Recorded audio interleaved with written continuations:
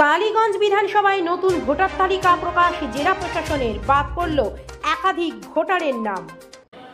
Our channel content only for education and information purpose. We do not promote any violence, criminal activity, crime against women, or self-injuries and communal disharmony.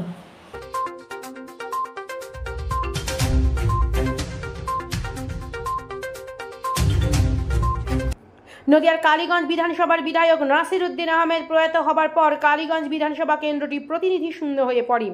কালীগঞ্জের বিধানসভার নবপ্রতিনিধির জন্য বিধানসভার নির্বাচনের প্রস্তুতি শুরু করে নির্বাচন commission.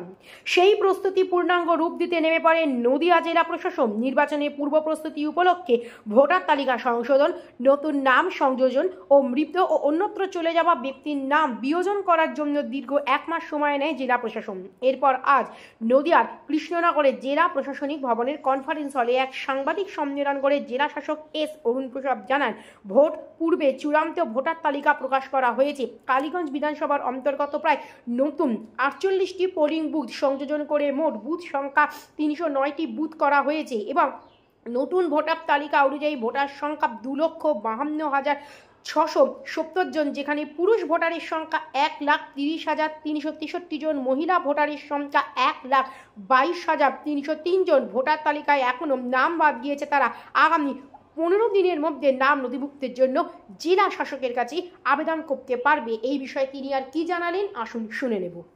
যেটা পাবলিশ হয়েছিল, যেটা 1 এপ্রিল 2025 সেখানে 2,54,878 ভোটার্সরা ছিল। আমাদের এখন রিভিশন করার পর 2,52,670 ভোটার্স আমাদের দাঁড়িয়েছে। সেই আমাদের রিভিশনের আগের একটা র্যাশনালাইজেশন প্রসেস হয়েছিল। সেই র্যাশনালাইজেশন প্রসেসের মধ্যে আমাদের 261 বুথ যেটা ছিল সেটাকে কিন্তু আমরা 48 নতুন বুথ অ্যাড করে 309 বুথ আমরা করেছি। প্রত্যেকটা বুথেই কিন্তু আমাদের যে ইসিআই থেকে অ্যাপ্রুভ যে বিএলও যারা ছিল তারা কিন্তু ইন্টেন্সিভ সামারি রিভিশনের টাইমে ওরা ছিল।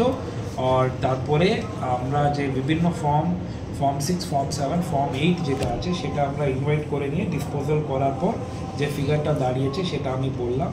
Gender ratio, EP ratio 18 to 19 electors, EPIC coverage আর ফটো ইলেকটোরাল রোলের যে কভারেজ আছে সেটা আমরা আপনাদেরকে প্রেস নোটে দিয়েছি।